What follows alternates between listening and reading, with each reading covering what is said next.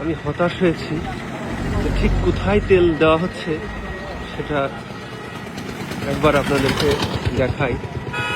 শুরু হয়েছে gas depot থেকে,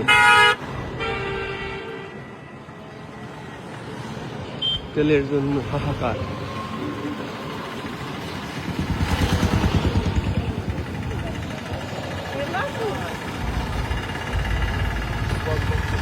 এদের র্যাপ ক্যাম্প,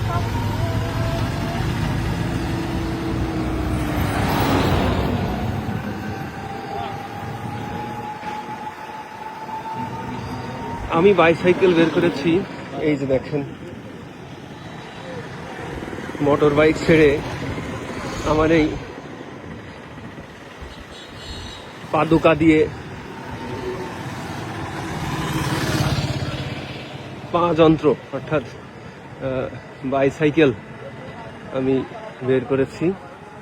সেটা দিয়েই 2-3 দিন যাচ্ছি। এই আমার ইনস্টিটিউট, কিন্তু আমি ইনস্টিটিউট যাবো না, একটু দেখবো ঠিক কোথায় এর শেষ।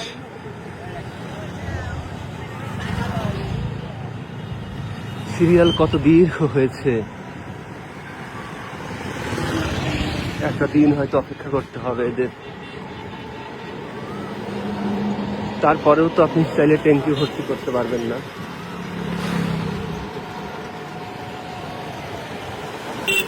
একটা নির্দিষ্ট পরিমাণ তেল দেবে, সেটা নিয়ে আপনাকে সন্তুষ্ট থাকতে হবে। দেখি কত দূর দেখা যায় এই তেলের সিরিয়াল।